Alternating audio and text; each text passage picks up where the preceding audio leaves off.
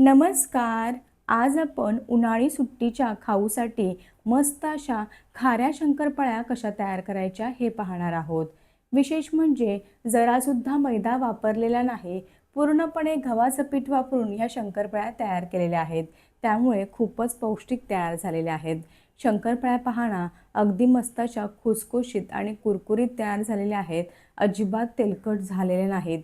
आता बऱ्याच वेळा काय होतं, काही शंकरपाळ्यांना खूपच तेलकट बनतात, तर असं होऊ नये ह्यासाठी परफेक्ट असं तेलाचं मोहन किती घालावं हे व्हिडिओमध्ये सांगितलेलं आहे. त्यामुळे तुमच्या शंकरपाळ्या अजिबात तेलकट होणार नाही.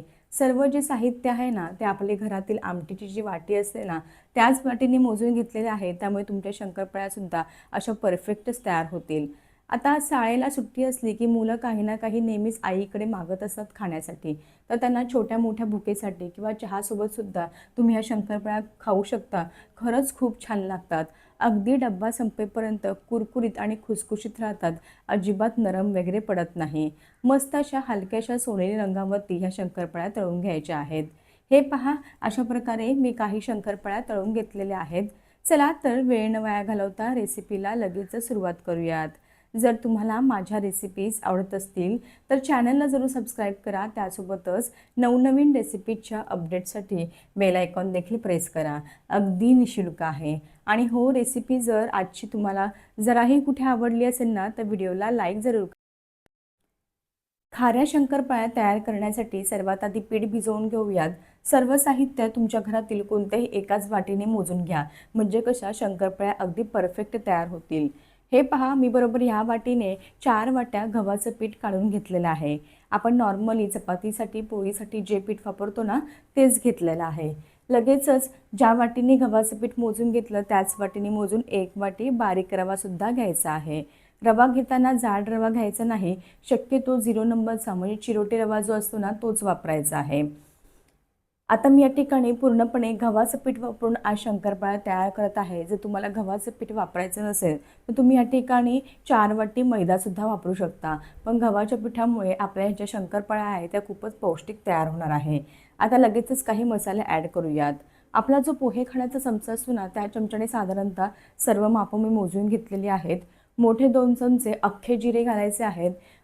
तुम्हाला जर जिऱ्याची पावडर तयार करून घ्यायची असेल किंवा ओबडधोबड कुटून घ्यायचे असतील ना, तसंसुद्धा करू शकता. मी अख्खेच घातलेले आहेत.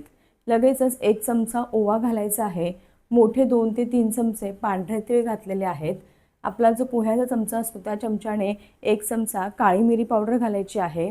लगेचच 1 चमचा मी या ठिकाणी काळे तीळ घातलेले आहेत. 1 चमचा धना पावडर घालायची आहे आणि लगेचच चवीनुसार मीठ घालायचं आहे. आता ह्या सर्व साहित्यांचं प्रमाण जे आहे ते तुम्ही तुमच्या आवडीनुसार कमी जास्त करू शकता. मी ना ही शंकरपाळी तयार करताना कसुरी मेथी घालणार होती, मग माझी चुकून राहिलेली आहे.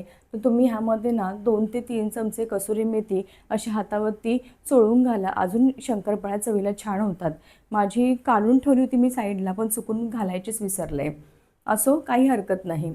सर्व साहित्य व्यवस्थित असं मिक्स करून घेतलेलं आहे गव्हाच्या पिठामध्ये. आता आपल्याला कडकडीत गरम तेलाचं मोहन घालायचं आहे. तर मोहन किती घालायचं? ज्या वाटीने रवा आणि गव्हाचं पीठ मोजून घेतलं, अगदी त्याच वाटीने मोजून अर्धी वाटी तेल घ्यायचं आहे.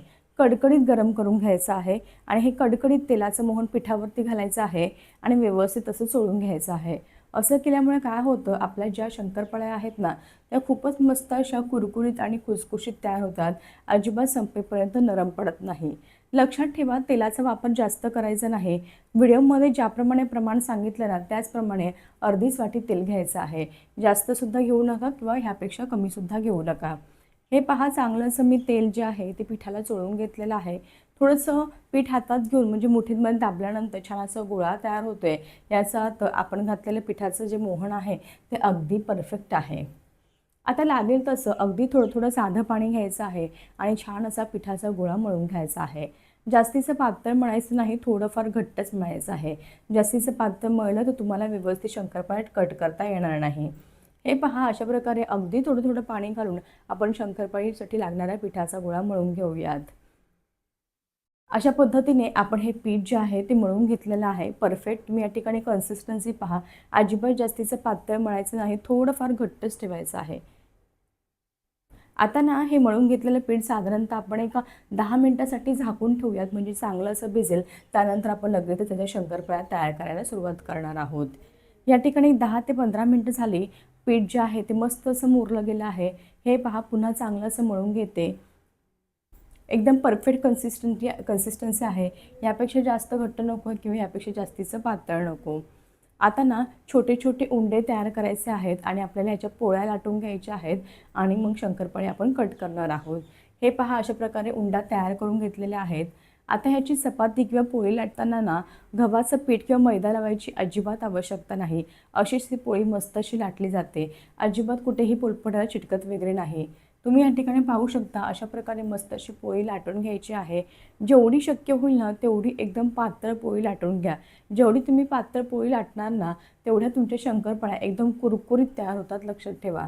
जाड पोळी लाटायची नाही, नाहीतर काय होतं, शंकरपाळी तळायला सुद्धा वेळ लागते. त्यासोबतच ना तशा शंकरपाळ्या अजिबात कुरकुरीत होत नाहीत, अशा थोड्याशा ना नरम पडतात. त्यामुळे लक्षात ठेवा, शंकरपाळ्यांची चपाती जी आहे ना जेवढी शक्य होईल तेवढी मस्त अशी पातळ लाटून घ्यायची. हे पहा, अशा प्रकारे जेवढी शक्य होईल तेवढी मस्त अशी पातळ पोळी लाटून घेतलेली आहे. आता मी या ठिकाणी फिरकीचा चमचा घेतलेला आहे. त्या चमच्याने शंकरपाळ्या मस्त अशा कट करून घेणार आहे. जर तुमच्याकडे असा चमचा नसेल ना तर तुम्ही या ठिकाणी सुरीच्या मदतीने किंवा कटरच्या मदतीने सुद्धा या शंकरपाळ्या कट करून घेऊ शकता. आता हवा तसं तुम्ही आकार देऊ शकता. त्रिकोणी आकारामध्ये ह्या शंकरपाळ्या कट करू शकता, चौकोनी आकारामध्ये शेप करू शकता किंवा डायमंड शेपमध्ये सुद्धा करू शकता. मी आज अशा डायमंड शेपमध्ये मस्त अशा शंकरपाळ्या कट करून घेत आहे. हे पहा, या पद्धतीने कट मारून घेतलेले आहेत. लगेच शंकरपाळ्या आपल्याला एका ताटामध्ये काढून घ्यायच्या आहेत. या शंकरपाळ्या बनवायला ना फार सोप्या आहेत. खरंच अगदी मस्त अशा झटपट तयार होतात आणि अजिबात जे आहेत ना ते नरम पडत नाही. अगदी डब्बा संपेपर्यंत कुरकुरीत आणि खुसखुशीत राहतात. चहासोबत खायला खूप अप्रतिम लागतात. तुमची लहान मुलंसुद्धा फार आवडीने या शंकरपाळ्या खातील. हे पहा, अशा प्रकारे सर्व शंकरपाळ्या मी एका ताटामध्ये काढून घेतलेल्या आहेत.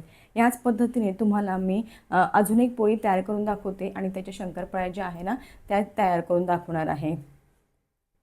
सर्व साहित्य जे आहे ना ते कोणत्याही एकाच वाटीने मोजून घ्यायचं आणि प्रमाण जे सांगितलं आहे ना तेलाचं ते अगदी तसंच घ्यायचं, म्हणजे तुमच्या शंकरपाळ्या अजिबात बिघडणार नाही. मस्त अशा कुरकुरीत तयार होते आणि विशेष म्हणजे ना ह्या शंकरपाळ्या अजिबात तेलकट होत नाही. ही पोळीसुद्धा लाटून झालेली आहे. आता आपण कट मारून घेऊयात आणि ह्या शंकरपाळ्यासुद्धा ताटामध्ये काढून घेऊयात. तुम्ही एकदम सर्व शंकरपाळ्या तयार केल्या आणि नंतर तळायला गेलात ना तरीसुद्धा चालेल. मग मी 2-3 पोळ्या तयार करते, कट करून घेते आणि लगेचच एका साईडला तळायला घेणार आहे. हे पहा, अशा प्रकारे काही शंकरपाळ्या मी ह्या करून घेतलेल्या आहेत. आता लगेचच एका साईडला तळायला घेते. कढईमध्ये तेलसुद्धा चांगलं असं गरम झालेलं आहे. आता कढईमध्ये जेवढ्या मावतील ना तेवढ्या शंकरपाळ्या घालायच्या आहेत.